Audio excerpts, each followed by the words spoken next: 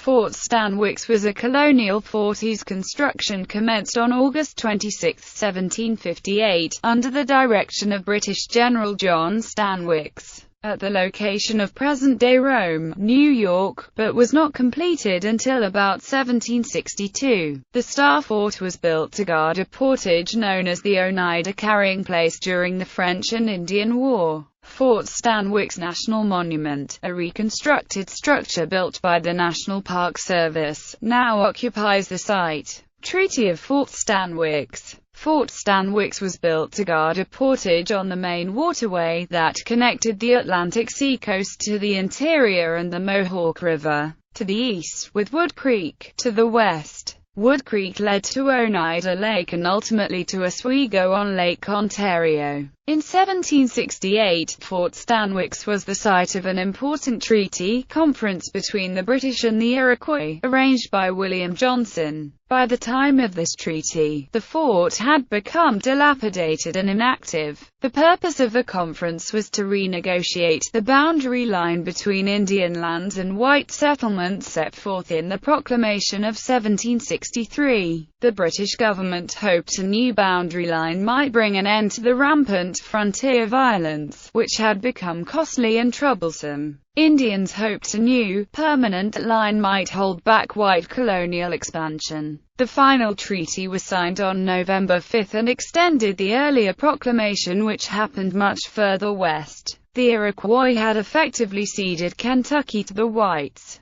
However, the Indians who actually used the Kentucky lands, primarily Shawnee, Delaware, and Cherokee, had no role in the negotiations. Rather than secure peace, the Fort Stanwix Treaty helped set the stage for the next round of hostilities. Fort Stanwix was abandoned in 1768 and allowed to go to ruin. Fort Schuyler. The fort was reoccupied by colonial troops under the command of Colonel Elias Dayton on July 12, 1776. They began reconstruction and renamed it Fort Schuyler, although many continued to call it Fort Stanwix. Colonel Peter Gansevoort took over command of the fort on May 3, 1777. On August 3, 1777, the fort was besieged by the King's 8th Regiment, Loyalists, and Indians, under the command of Brigadier General Barry Street Ledger, as part of a three-pronged campaign to divide the American colonies.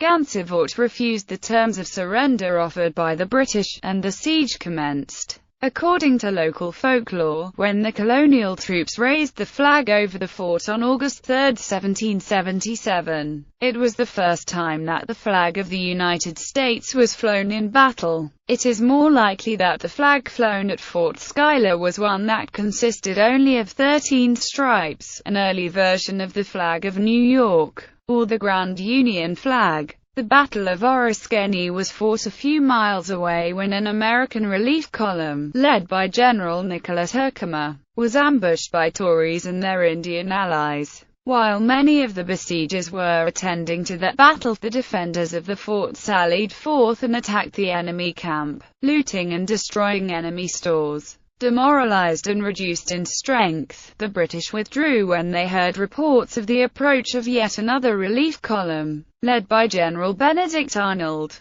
The British forces withdrew through Canada and joined Burgoyne's campaign at Fort Ticonderoga. The British failure to capture the fort and proceed down the Mohawk Valley was a severe setback and helped lead to the defeat of General John Burgoyne at the Battle of Saratoga. In April 1779, an expedition from Fort Schuyler against the Onondaga people was begun by the Continental Army led by Carl Goose Van Schaik. The fort burned to the ground on May 13, 1781 and was not rebuilt. It was abandoned and the garrison took up quarters at Fort Herkimer. Second Treaty. The Second Treaty of Fort Stanwix was conducted at the fort between the Americans and the Indians in 1784. During the War of 1812, a blockhouse was built on the parade ground. Beginning in 1828, the fortifications were dismantled. The fort was designated a national monument on August 21,